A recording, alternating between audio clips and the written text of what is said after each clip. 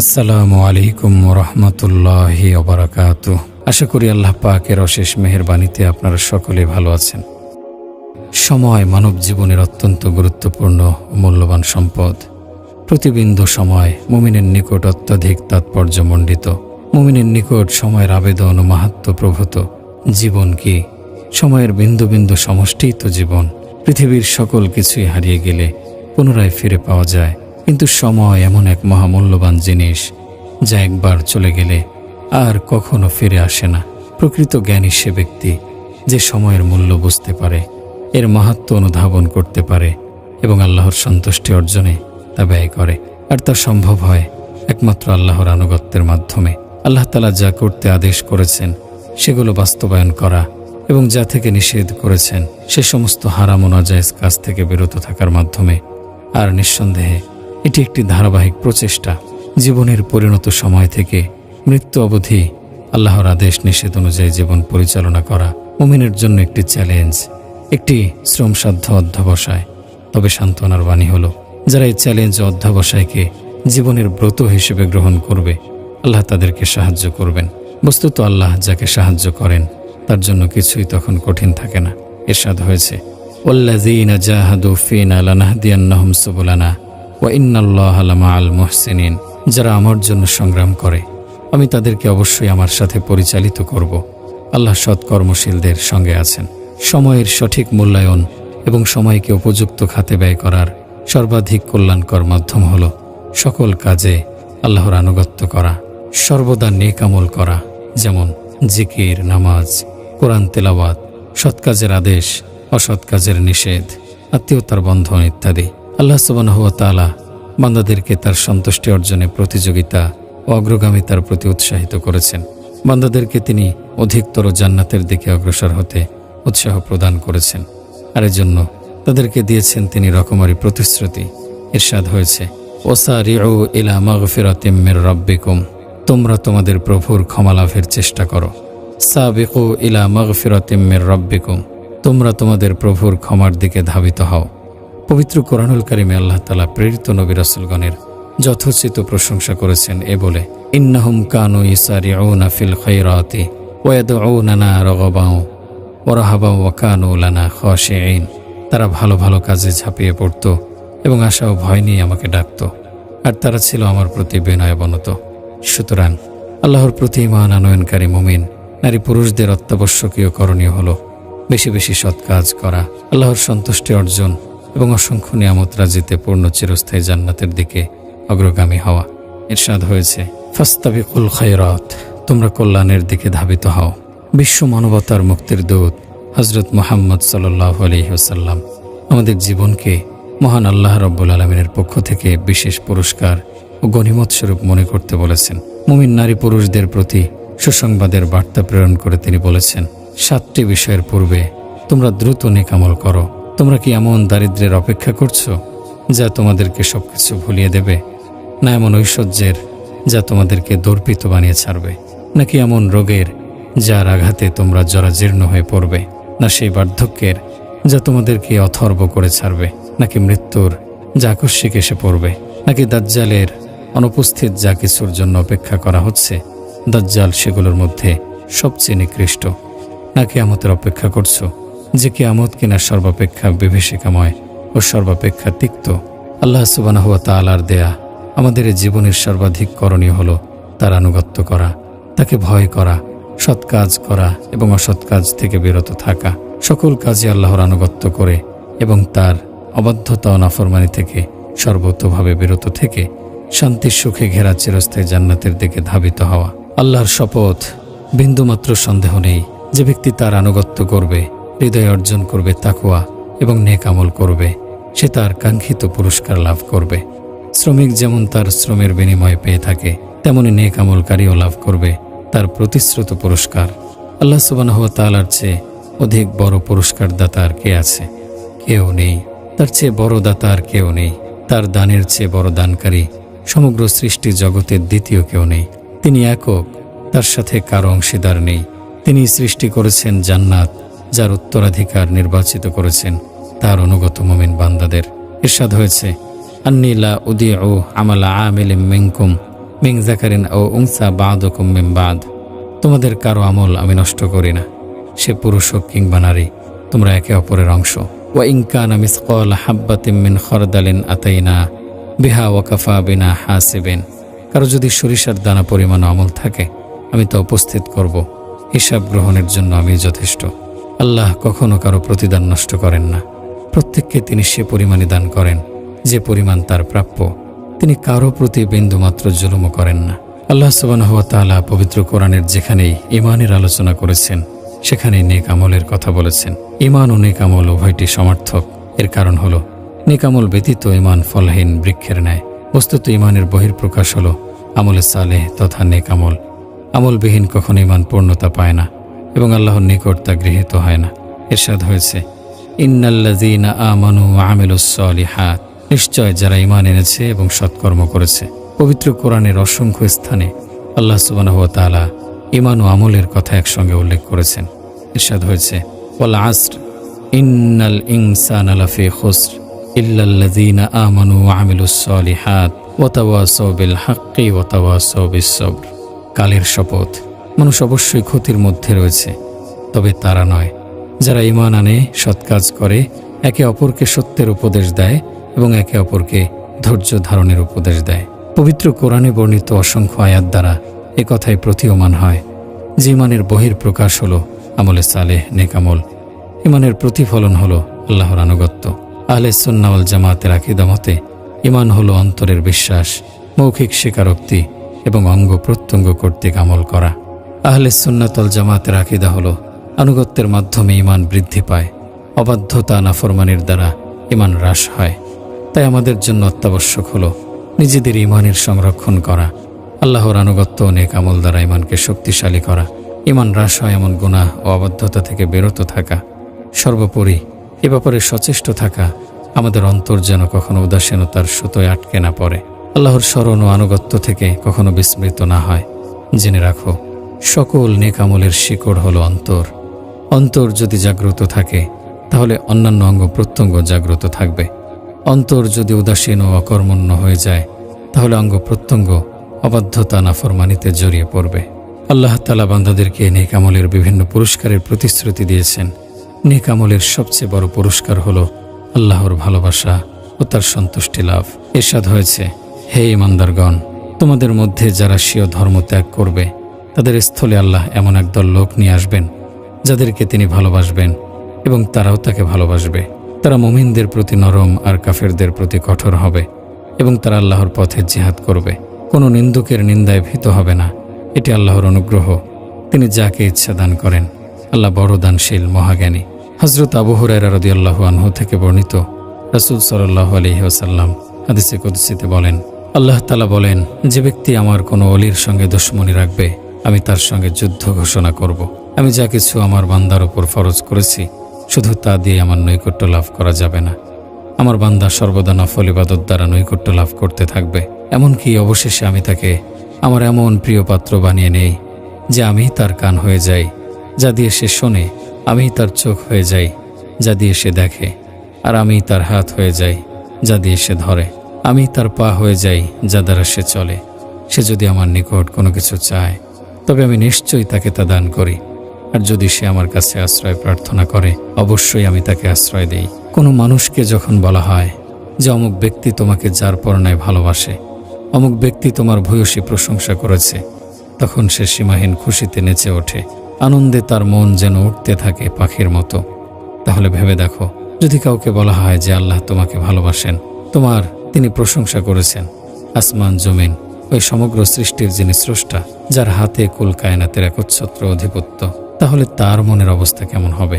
আর বিষয়টি এমন যে আল্লাহ যার সঙ্গে আছেন সেই প্রকৃত সফল। আল্লাহ সুবহানাহু ওয়া তাআলা তার বান্দাদেরকে ভালোবাসেন। আল্লাহু আকবার।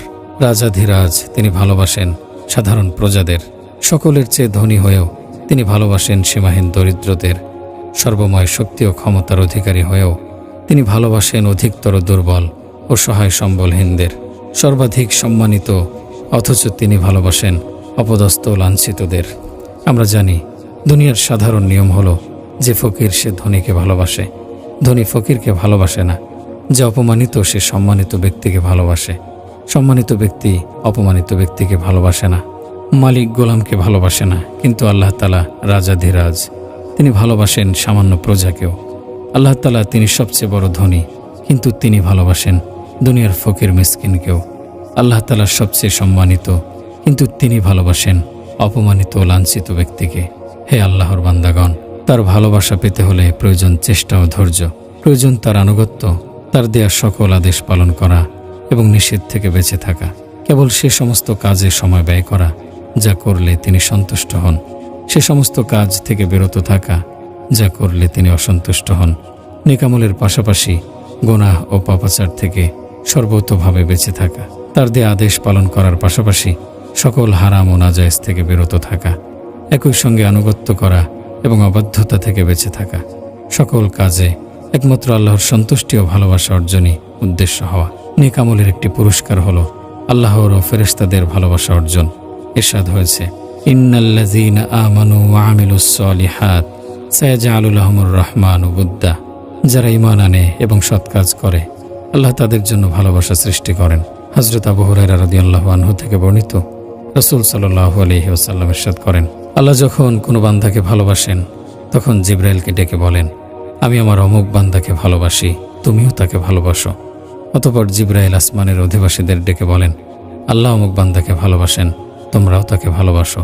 ফলে আসমানের অধিবাসীরা তাকে ভালোবাসে, অনুরূপভাবে পৃথিবীবাসীর হৃদয়েও তার জন্য ভালোবাসা সৃষ্টি করে দেন। আল্লাহর শপথ, মানুষের ভালোবাসা অর্জনে বান্দা যতই চেষ্টা করুক, তাদের নিঃশর্ত ভালোবাসা অর্জন করা কখনো সম্ভব নয়। কিন্তু যে ব্যক্তি কেবল আল্লাহর ভালোবাসা ও সন্তুষ্টি অর্জনের চেষ্টা করে, সে আল্লাহর ভালোবাসা অর্জনের পাশাপাশি সকল মানুষের ভালোবাসা অর্জন করে। দুনিয়ার মানুষদের অন্তরে আল্লাহ তার প্রতি ভালোবাসা সৃষ্টি করে দেন। আর যে ব্যক্তি আল্লাহর ভালোবাসা ব্যতীত কেবল মানুষের ভালোবাসা অর্জন করতে চায়, পরিশেষে সে কারোর ভালোবাসা অর্জন করতে পারে না। জেনে রাখো, সকল কল্যাণ ও সফলতা নিহিত রয়েছে আল্লাহর ভালোবাসা অর্জনের মাঝেই। প্রকৃত বুদ্ধিমান তারাই যারা আল্লাহর ভালোবাসা অর্জনের জন্য নিজেদের সময় ও চেষ্টাকে ব্যয় করে। ফলে আসমান ও জমিনের সকলের হৃদয়ে তার প্রতি ভালোবাসা সৃষ্টি হয়। নির্বোধ ও বোকা তো সে যে মানুষের ভালোবাসা অর্জনের পেছনে তার সময় ও প্রচেষ্টা ব্যয় করে, পরিশেষে সবকিছু থেকেই বঞ্চিত হয়, লাঞ্ছিত হয় দুনিয়া ও আখিরাতে। নেক আমলের পুরস্কার হলো দুনিয়া ও আখিরাতে উভয় জগতের সফলতা লাভ। নেক আমল বান্দারি হলো লৌকিক ও পরলৌকিক সফলতা অর্জনের একমাত্র হাতিয়ার। কিন্তু অধিকাংশ মানুষ আজ সফলতার এ মন্ত্র থেকে যোজন যোজন দূরে সরে আছে। তারা জীবনের সফলতা অন্বেষণ করছে অন্যত্র। কতক নারী পুরুষ তাদের সফলতা অন্বেষণ করছে অঢেল ধন সম্পদের মাঝে, কেউ অন্বেষণ করছে ভালো চাকরির মাঝে, কেউ অন্বেষণ করছে নেতৃত্ব ক্ষমতা লাভের মাঝে। হে আল্লাহর বান্দাগণ, ভালো করে শুনে রাখো, আল্লাহ তাআলা দুনিয়া ও আখিরাতে সফলতা অর্জনের একমাত্র উপায় কি তা ঘোষণা করেছেন পবিত্র কোরআনুল কারিমে। মান আমিলা সালিহাম মিন যাকারিন আও উনসা ওয়া হুয়া মুমিনুন ফালানুহয়িয়ান্নাহু হায়াতান তাইয়্যিবা। যে পুরুষ বা নারী ঈমানদার অবস্থায় সৎ কাজ করবে, তাকে আমি উত্তম জীবন দান করব। কবি বড় চমৎকার বলেছেন, ধন সম্পদ অর্থবিত্ত ও সুখ্যাতির মাঝে তোমাদের সফলতা নিহিত নয়। সফল তো তারা যারা নেক আমলে নিজেদের সময় ও যাবতীয় প্রচেষ্টা ব্যয় করছে। জীবন হলো বহু রঙের মেলা। এখানে যেমন দুঃখ কষ্ট বিপদ রয়েছে, তেমনি রয়েছে হাসি আনন্দ, অসংখ্য নিয়ামত। মানুষের জীবন কখনো একটি বৃত্তে স্থির থাকে না, বরং ঘুরতে থাকে চক্রাকারে। কখনো সুখের সাথে তার দেখা হয়, কখনো সে কষ্টকে আলিঙ্গন করে। কিন্তু আল্লাহর বান্দাদের মধ্যে যারা ধৈর্য ধারণকারী, যারা আল্লাহর সকল আদেশ পালন করে এবং যাবতীয় নিষেধ থেকে বিরত থাকে, দুনিয়ার দুঃখ কষ্ট তাদের হৃদয়ে কোনো প্রভাব সৃষ্টি করতে পারে না, তাদের মন মননে কোনো প্রকার প্রতিক্রিয়া সৃষ্টি করতে পারে না। এমনিভাবে দুনিয়ার সুখ স্বাচ্ছন্দ্য যখন তাদের হাতে ধরা দেয়, তখন তারা অধিকতর আনন্দিত হয় না, যা তাদেরকে অহংকারী বানিয়ে দেয়। কেননা দুনিয়ার প্রতি তাদের মন কখনো নিবিষ্ট হয় না। পার্থিব মোহ ও লালসা তাদেরকে আকৃষ্ট করতে পারে না। দুনিয়াবী লোভ ও মায়া থেকে তারা যোজন যোজন দূরে অবস্থান করে। তাদের ধ্যান জ্ঞান একমাত্র আখিরাত। তাদের সকল প্রকার মনোযোগ নিবিষ্ট একমাত্র আল্লাহর সন্তুষ্টি অর্জন করার প্রতি। ইরশাদ হয়েছে, মা ইনদাল্লাহি খায়রু ওয়া আবকা লিল্লাযিনা আমানু ওয়া আলা রাব্বিহিম ইয়াতাওয়াক্কালুন। আল্লাহর নিকট যা আছে তা তাদের জন্য উত্তম এবং অধিক দীর্ঘস্থায়ী, যারা ঈমান এনেছে এবং নিজেদের প্রভুর ওপর ভরসা রাখে। শোনো, আল্লাহ সুবহানাহু ওয়া তাআলা তার সেসব প্রিয় বান্দা যারা নামাজ আদায় করে তাদের সম্পর্কে কি বলেছেন কোরআনুল কারিমে? ইন্নাল ইনসানা খুলিকা হালুআ ইযা মাসসাহুশ শাররু জাযুআ ওয়া ইযা মাসসাহুল খায়রু মানুআ ইল্লাল মুসাল্লিন আল্লাযীনা হুম আলা সালাতিহিম দাঈমুন। মানুষ সৃষ্টিগতভাবে বড় অধৈর্য। যখন সে খারাপ অবস্থায় পতিত হয় তখন ঘাবড়ে যায়, আর যখন তার অবস্থা ভালো হয় তখন কার্পণ্য করে। তবে এর ব্যতিক্রম হলো সেই নামাজিরা যারা সর্বদা নামাজ আদায় করে। সুতরাং যারা নামাজি, চাই তারা পুরুষ হোক বা নারী, তাদের নিকট যখন দুনিয়ার সুখ শান্তি প্রাচুর্য এসে ধরা দেয় তখন তারা অত্যাধিক আনন্দিত হয় না, পার্থিব সুখের সাগরে তারা ডুবে যায় না। এমনিভাবে তাদের জীবন যখন কঠিন থেকে কঠিন বিপদের সম্মুখীন হয় তখনও তারা হতাশ হয় না, চিন্তা তাদেরকে আচ্ছন্ন করতে পারে না। কেননা তাদের অন্তরে সুদৃঢ় বিশ্বাস রয়েছে দুনিয়া ক্ষণস্থায়ী, অচিরেই ফুরিয়ে যাবে পার্থিব সকল বিপদ মুসিবত। পার্থিব জীবন সমাপ্ত হলে শুরু হবে আখেরাত, যেখানে প্রভু তাদের জন্য সঞ্চিত রেখেছেন নিয়ামতে ভরা সুন্দর এক উদ্যান। নেক আমলের পুরস্কার হলো নেক আমলের মাধ্যমে বান্দার হৃদয় মনের সকল দুশ্চিন্তা দূর হয়, যাবতীয় পেরেশানি লাঘব হয়, ঘুচে যায় সকল দুঃখ কষ্ট। পার্থিব জীবনের শত দুঃখ কষ্ট তখন রূপান্তরিত হয় চিরস্থায়ী হাসি আনন্দে। নেক আমলের মাধ্যমে আল্লাহ তাআলা বান্দার সমস্ত প্রয়োজন পূরণ করেন। বান্দা আল্লাহর নিকট যা প্রার্থনা করে তিনি তাই কবুল করেন। ইরশাদ হয়েছে, আইয়ুবের কথা স্মরণ করুন, যখন তিনি তার প্রভুকে ডেকে বলেছিলেন, আমি বড় কষ্টে পড়েছি এবং আপনি সবচেয়ে দয়ালু। আমি তার ডাকে সাড়া দিলাম এবং তার কষ্ট দূর করে দিলাম। আমার পক্ষ থেকে অনুগ্রহস্বরূপ ও ইবাদতকারীদের জন্য উপদেশস্বরূপ তাকে তার পরিবার পরিজনের নিকট ফিরিয়ে দিলাম। তাদের সাথে তাদের অনুরূপ আরও দিলাম। ইসমাইল, ইদ্রিস ও জুলকিফলকেও স্মরণ করুন, প্রত্যেকেই ধৈর্যশীলদের অন্তর্ভুক্ত। আমি তাদেরকে আমার অনুগ্রহের আওতায় এনেছিলাম, নিশ্চয় তারা সৎকর্মশীলদের অন্তর্ভুক্ত। জুন্নুনের কথাও স্মরণ করুন, যখন তিনি ক্রুদ্ধ হয়ে চলে গিয়েছিলেন আর ভেবেছিলেন আমি তার ত্রুটি ধরব না। অতঃপর অন্ধকারে আমাকে ডেকে বলেছিলেন, আপনি ছাড়া আর কোনো উপাস্য নেই, আপনি মহান, নিশ্চয় আমি জালিমদের দলভুক্ত। আমি তার ডাকে সাড়া দিলাম, তাকে কষ্ট থেকে রক্ষা করলাম। মুমিনদেরকে আমি এভাবে রক্ষা করি। জাকারিয়ার কথা স্মরণ করুন, যখন তিনি তার প্রভুকে ডাক দিয়েছিলেন, হে আমার প্রভু, আমাকে একা নিঃসন্তান রাখিয়েন না, আপনি তো শ্রেষ্ঠ উত্তরাধিকারী। আমি তার ডাকে সাড়া দিলাম, তার জন্য ইয়াহিয়াকে দান করলাম এবং তার জন্য তার স্ত্রীকে সন্তান ধারণের যোগ্য করলাম। তারা ভালো ভালো কাজে ঝাঁপিয়ে পড়ত এবং আশা ও ভয় নিয়ে আমাকে ডাকত। তারা ছিল আমার প্রতি বিনয়াবনত। হে আল্লাহর বান্দাগণ, আল্লাহ সুবহানাহু ওয়া তাআলা তাদের দোয়া কবুল করেছেন, কেননা তারা ছিলেন আল্লাহর প্রিয় বান্দা। সর্বদা তারা আল্লাহর আনুগত্যে তাদের সময় ও চেষ্টা ব্যয় করতেন। তারা ছিলেন নেক আমল ও কল্যাণকর কাজে অগ্রগামী। তারা আমলে সালেহের মাধ্যমে আল্লাহ তাআলার নৈকট্য অর্জন করেছেন। তাই আল্লাহ সুবহানাহু ওয়া তাআলা তাদের ডাকে সাড়া দিয়েছেন, তাদের দোয়া কবুল করেছেন, দুনিয়াতে তাদের প্রয়োজন পূরণ করেছেন। আর এই তো আল্লাহর প্রতিশ্রুতি। ইরশাদ হয়েছে, ওয়াকাযালিকা নুনজিল মুমিনিন, আমি এভাবেই মুমিনদেরকে মুক্তি দিয়ে থাকি। আল্লাহ সুবহানাহু ওয়া তাআলা ওই সমস্ত ব্যক্তিদের দোয়া কবুল করেন যারা তার নির্দেশিত পথে চলে, তার আনুগত্য করে, তার অবাধ্যতা থেকে বেঁচে থাকে। হযরত আব্দুল্লাহ ইবনে উমর রাদিয়াল্লাহু আনহু থেকে বর্ণিত এক হাদিসে রাসূল সাল্লাল্লাহু আলাইহি ওয়াসাল্লাম বলেছেন, তোমাদের পূর্ববর্তী যুগে 3 জন লোক ছিল। একদা তারা পথ চলছিল, পথিমধ্যে হঠাৎ তাদেরকে বৃষ্টি ধরল। তখন তারা একটি গুহায় আশ্রয় নিল, আর অমনি তাদের গুহার মুখ বন্ধ হয়ে গেল। তাদের একজন অন্যদেরকে বলল, বন্ধুগণ, আল্লাহর কসম, এখন তোমাদের নেক আমল ব্যতীত কিছুই তোমাদেরকে মুক্তি দিতে পারবে না। আল্লাহ সুবহানাহু ওয়া তাআলা তাদেরকে সে অন্ধকার গুহা থেকে মুক্তির পথ বের করে দিয়েছেন। তারা এক এক করে তাদের নেক আমলের মাধ্যমে দোয়া করেছে। আল্লাহ তাদের নেক আমলের শক্তি অনুযায়ী তাদের উপর থেকে বিশাল আকারের পাথরটি সরিয়ে দিয়েছেন। হে প্রিয় ভাই, গভীরভাবে চিন্তা করো। পাহাড়ের গুহা, গাঢ় অন্ধকারে ছাওয়া, পানি নেই, খাদ্য নেই, বাতাস নেই, মুক্তির সকল পথ বন্ধ। কেবল একটি উপায় অবশিষ্ট আছে, তা হলো আসমানের দরজা, আল্লাহর দরজা, যে দরজা কখনো বন্ধ হয় না। পাহাড়ের অন্ধকার গুহায় তারা পরামর্শ করল, যে নিশ্চিত মৃত্যু। আমাদের মুক্তির একটিমাত্র পথ রয়েছে, তা হলো আমরা আমাদের কৃত নেকামল দ্বারা আল্লাহর নিকট প্রার্থনা করব। সিদ্ধান্ত অনুযায়ী প্রথমজন প্রার্থনা করল পিতামাতার প্রতি তার সদাচরণের মাধ্যমে। সে আল্লাহ সুবহানাহু ওয়া তাআলার নিকটে বলে প্রার্থনা করল যে, হে আল্লাহ, আমার পিতামাতা ছিলেন বৃদ্ধ ও দুর্বল। তাদেরকে আমি প্রচণ্ড ভালোবাসতাম, তাদের সকল প্রয়োজন পূরণ করতাম, তাদের উপর কাউকে প্রাধান্য দিতাম না, না আমার ধন সম্পদ আর না সন্তান সন্ততি। আমি যখন সারাদিন জঙ্গলে বকরি চড়িয়ে ঘরে ফিরতাম, তখন সবার আগে আমি আমার পিতামাতাকে দুধ পান করাতাম, তাদের পূর্বে কাউকে পান করতে দিতাম না। একদিন বকরি চড়িয়ে ঘরে ফিরতে আমার রাত হয়ে যায়। ফিরে দেখি আমার পিতামাতা দুজনই ঘুমিয়ে পড়েছেন। তারা আমার অপেক্ষা করে অনাহারে ঘুমিয়ে পড়েছেন।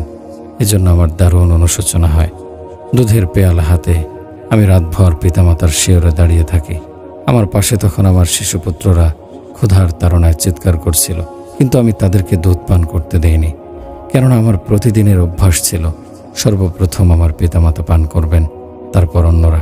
দীর্ঘক্ষণ আমি এভাবে দুধের পেয়ালা হাতে দাঁড়িয়ে থাকি। এভাবে সকাল হয়ে গেল।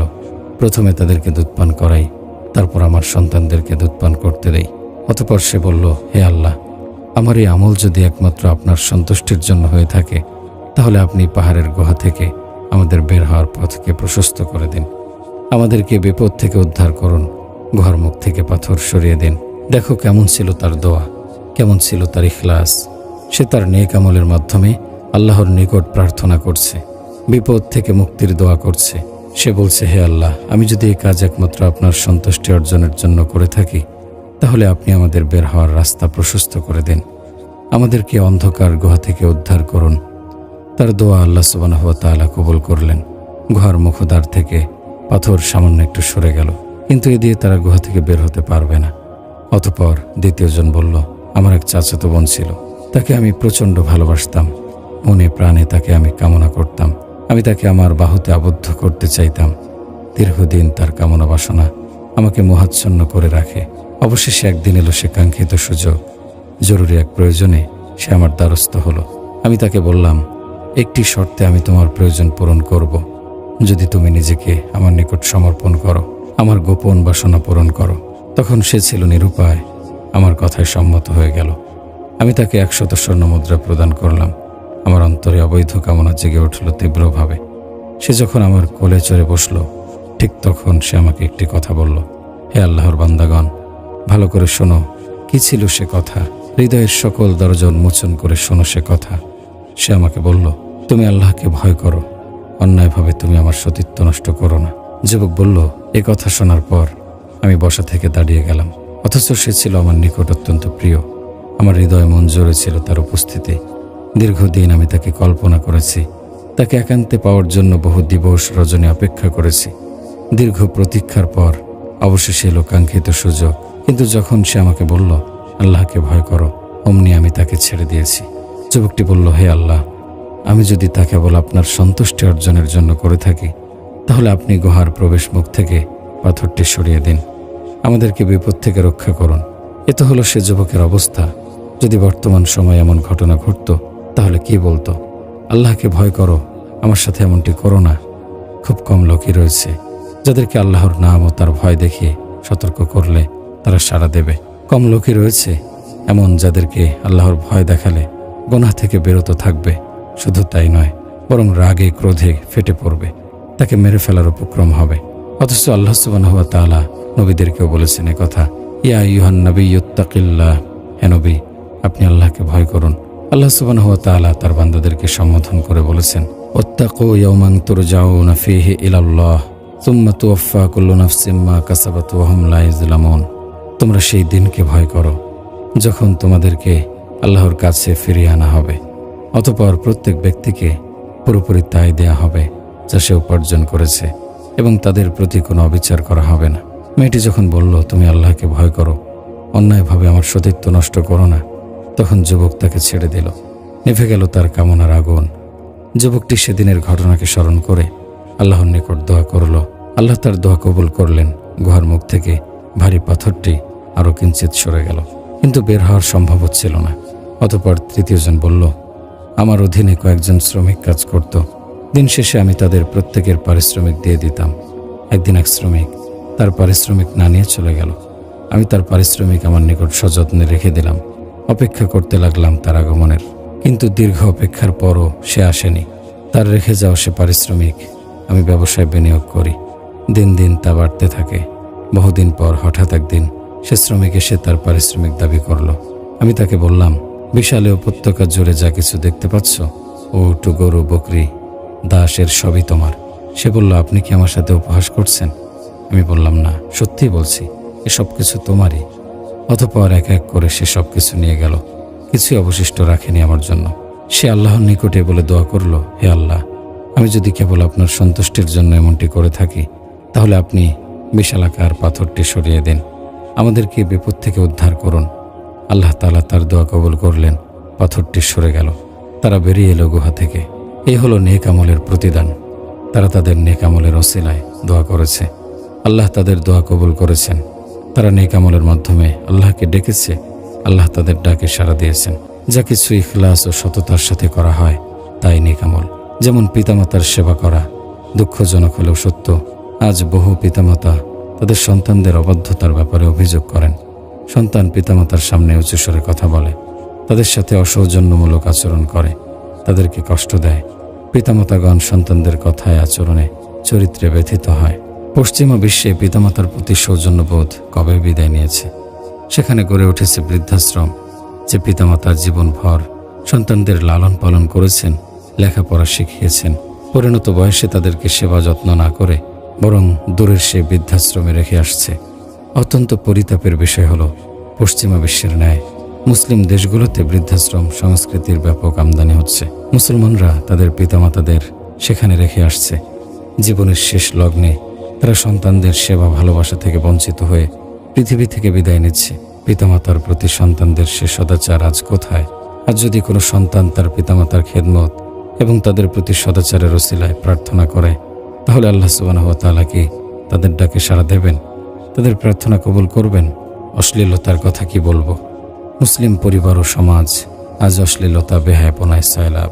এমন ঘর আজ কমই রয়েছে যেখানে অশ্লীলতার অসংখ্য উপাদান নেই। এর মাধ্যমে মুসলমানদের চরিত্র ধ্বংস হচ্ছে, তাদের ঈমান ক্রমাগত হ্রাস পাচ্ছে, তাদের হৃদয় মরে যাচ্ছে। বিশেষত মুসলিম তরুণ প্রজন্ম আজ ইসলামী চেতনা ও তামাদ্দুন থেকে দূরে সরে যাচ্ছে। অথচ উম্মার তারা অতন্ত্র প্রহরী, জাতির আশা জাগানিয়া ঠিকানা। কিন্তু দুঃখজনক হলেও সত্য, অশ্লীলতা ও পাপাচারে তারা আকণ্ঠ নিমজ্জিত। পাশ্চাত্য সভ্যতার ইসলাম বিরোধী শত্রুরা তাদের প্রধান হাতিয়ার বানিয়েছে অশ্লীলতাকে। মুসলিম তরুণ প্রজন্মকে তারা তাদের লক্ষ্যস্থল বানিয়েছে। আল্লাহ আমাদেরকে পাশ্চাত্যের সকল ষড়যন্ত্র থেকে হেফাজত করুন। এর থেকে পরিত্রাণ না পেলে উম্মার ভাগ্যাকাশে রয়েছে বিপদের ঘনঘটা। পাহাড়ের গুহায় আটকে পড়া তৃতীয় ব্যক্তিটি প্রার্থনা করেছিল শ্রমিকের ন্যায্য অধিকার প্রদান করার মাধ্যমে। কিন্তু আজ অত্যন্ত পরিতাপের বিষয় হলো, মুসলমান সোসাইটিতে মালিকগণ তাদের অধীনস্থ কর্মচারীদেরকে ন্যায্য অধিকার প্রদান করছে না, তাদেরকে তাদের পাওনা থেকে বঞ্চিত করছে। শ্রমিকরা পাচ্ছে না শ্রমের যথোচিত মর্যাদা। আজ তো এমন মালিক খুব কমই রয়েছে যার অধীনস্থ কর্মচারীরা তাদের মালিক সম্পর্কে আমানত বেদা। আজ তো এমন মালিক খুব কমই রয়েছে যার অধীনস্থ কর্মচারীরা তাদের মালিক সম্পর্কে আমানত ও দিয়ানতদারিতার প্রশংসা করে, তাদের প্রাপ্য মজুরি এবং তাদের হক আদায়ের ব্যাপারে গুরুত্ব প্রদানকারী। প্রথম ব্যক্তি দোয়া করেছিল পিতামাতার সেবার মাধ্যমে, দ্বিতীয় ব্যক্তি দোয়া করেছিল অশ্লীলতা ও ব্যভিচার থেকে আত্মরক্ষার মাধ্যমে, তৃতীয় ব্যক্তি দোয়া করেছিল শ্রমিককে তার প্রাপ্য মজুরি প্রদানের মাধ্যমে। তারা তাদের নেক আমলকে ওসিলা করে দোয়া করেছে। আল্লাহ সুবহানাহু ওয়া তাআলা তাদের সে দোয়া কবুল করেছেন, তাদের প্রার্থনায় সাড়া দিয়েছেন। তাদের আমল ছিল ইখলাস ও নিয়ত ছিল নিখুঁত।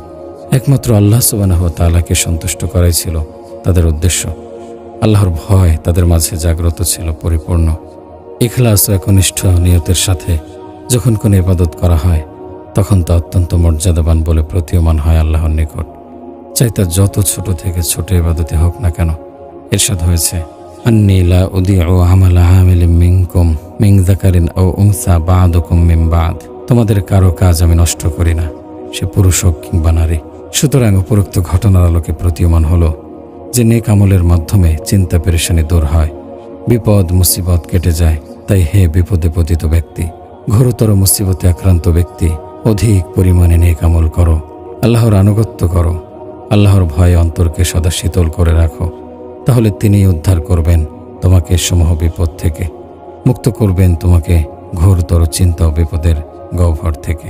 নেক আমলের একটি বিশেষ পুরস্কার হলো এর মাধ্যমে আল্লাহ সুবহানাহু ওয়া তাআলা বান্দার ধন সম্পদ এবং তার পরিবার পরিজনকে হেফাজত করেন।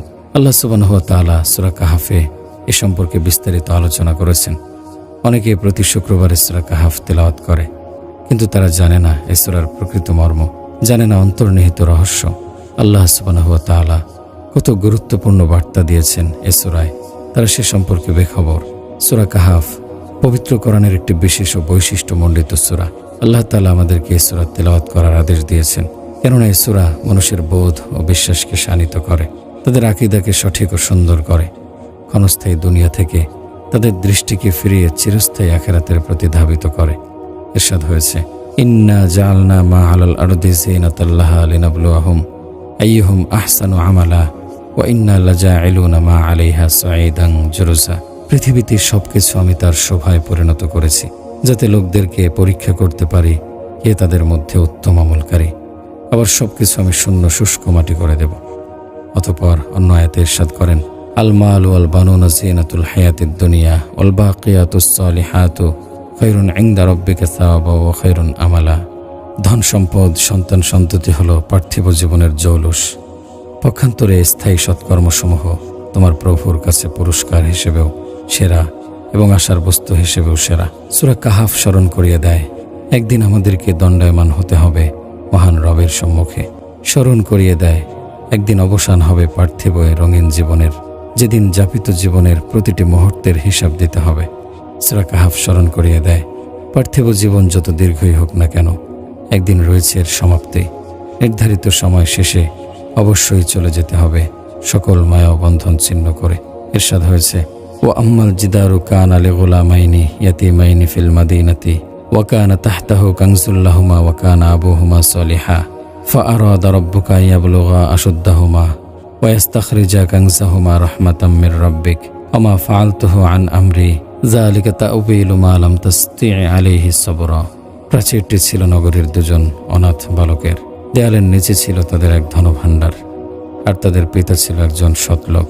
তাই অনুগ্রহবশত আপনার প্রভুর ইচ্ছে হলো ওরা দুজন বয়প্রাপ্ত হোক এবং ওদের ধনভাণ্ডার বের করুক। কাজটি আমি আমার ইচ্ছায় করিনি, আপনি যে সব বিষয়ে ধৈর্য রাখতে পারেননি, এই হলো তার তাৎপর্য। পিতার নেক আমল ঐরসজাত সন্তানের জন্য হেফাজতের মাধ্যম। পিতার আমলের প্রতিদান লাভ করবে তার সন্তানও। এর সপক্ষে সত্যায়ন পাওয়া যায় হযরত মুহাম্মদ সাল্লাল্লাহু আলাইহি সাল্লামের একটি কথায়। একদিন নবীজি সাল্লাল্লাহু আলাইহি সাল্লাম ছোট্ট ইবনে আব্বাসকে সম্বোধন করে বলেন, তুমি আল্লাহর হক যথাযথ হেফাজত করো, তাহলে আল্লাহ তোমাকে হেফাজত করবেন। এ কথার মর্ম হলো, হে ইবনে আব্বাস, তুমি আল্লাহর আদেশ পালন করা, নিষেধ থেকে বেঁচে থাকা এবং পরিপূর্ণ আনুগত্যের মাধ্যমে আল্লাহর হকসমূহ সংরক্ষণ করো, তাহলে আল্লাহ সুবহানাহু ওয়া তাআলা তোমার দিন, তোমার দুনিয়া এবং তোমার পরিবার পরিজন ও ধন সম্পদ হেফাজত করবেন। আর আল্লাহর চেয়ে অধিক উত্তম হেফাজতকারী আর কে আছে? এ ব্যাপারে বিন্দুমাত্র সন্দেহ নেই যে আপনি আপনার সন্তানদেরকে প্রাণাধিক ভালোবাসেন। একবার আমি একটি হাসপাতালে উপস্থিত ছিলাম, তখন একটি কম বয়সী ছেলেকে হাসপাতালে নিয়ে আসা হলো। তার পা ছিল জখম, ফিনকি দিয়ে রক্ত ঝরছে। ডাক্তার যখনই ছেলেটির জখমে স্পর্শ করতে চাচ্ছে, তখন সে উঁচু গলায় কান্না জুড়ে দিচ্ছে। তার ভারী কান্নায় হাসপাতাল থমথমে হয়ে আসে। সন্তানের এমন করুণ বেদনা ও চিৎকার শুনে পিতা ডাক্তারকে বলল, হে ডাক্তার, আপনি আমার সন্তানের ব্যাপারে আল্লাহকে ভয় করুন, আমি কখনোই আমার সন্তানকে এমন করতে দেখিনি। ডাক্তার পুনরায় স্পর্শ করতে চাইলে ছেলেটি চিৎকার জোরে দিল। আমি দেখছি ছেলেটির পিতা সামনে দাঁড়িয়ে নিদারুণ যন্ত্রণায় ছটফট করছে। লোকটির অমন অবস্থা দেখে আমি তাকে সান্ত্বনার স্বরে বললাম, হে আমার ভাই, জখমের স্থানে স্পর্শ করা ব্যতীত চিকিৎসা করা সম্ভব নয় এবং এখানে সামান্য চাপও দিতে হবে। আমার কথা শুনে লোকটি বলল, আল্লাহর শপথ, যতবার সে আহ করছে ততবার আমার হৃদয় যেন এফর ওফর হয়ে যাচ্ছে। সন্তানের বেদনা যেন আমার অন্তরে গভীর প্রভাব ফেলছে। আল্লাহর শপথ, আমি তা সহ্য করতে পারছি না। আমি বললাম, সুবহানাল্লাহ, তুমি যখন তোমার সন্তানকে ভালোবাসো, তাদের শান্তি ও নিরাপত্তার ব্যাপারে এত অধিক চিন্তিত, তাহলে আল্লাহর হকসমূহ যথাযথ হেফাজত করো, তাকে ভয় করো, তার আনুগত্য করো, তার আদেশসমূহ পালন করো, নিষেধ থেকে সর্বতোভাবে বেঁচে থাকো, তাহলে আল্লাহ সুবহানাহু ওয়া তাআলা তোমার নেক আমলের কারণে তোমার সন্তানদেরকে হেফাজত করবেন সকল বিপদ আপদ থেকে। জেনে রাখো, আল্লাহর চেয়ে অধিক দয়ালু ও হেফাজতকারী দ্বিতীয় কেউ নেই। নেক আমলের অন্যতম বিশেষ পুরস্কার হলো অন্ধকার কবরে আমলকারীর সঙ্গে হবে। হযরত আনাস রাদিয়াল্লাহু আনহু থেকে বর্ণিত, রাসূল সাল্লাল্লাহু আলাইহি সাল্লাম ইরশাদ করেন, মৃত ব্যক্তির সঙ্গে তিনটি বিষয় যায়: তার পরিবার পরিজন, তার ধন সম্পদ এবং তার আমল। এর মধ্যে দুটি বিষয় ফিরে আসে, অবশেষে সঙ্গে থাকে একটি। মৃত ব্যক্তির পরিবার পরিজন, ধন সম্পদ ফিরে আসে, সঙ্গে থাকে কেবল আমল। জৈনক কবি বলেছেন, হে দুনিয়ার প্রতি আসক্ত ব্যক্তি, দীর্ঘ আশা তোমাকে ধোকায় ফেলেছে। জেনে রাখো, মৃত্যু চলে আসবে একদিন আকস্মিক, কবর হবে তোমার আমলের সিন্ধুক। নেক আমলের সর্বাধিক বড় পুরস্কার হলো আখেরাতের সমূহ কল্যাণ ও নিরঙ্কুশ সফলতা। মুমিনের জন্য নেক আমল হলো আখেরাতের সফলতা ও কল্যাণের হাতিয়ার। জাহান্নাম থেকে মুক্তি লাভ এবং জান্নাতে প্রবেশের সবচেয়ে বড় উপকরণ হলো নেক আমল।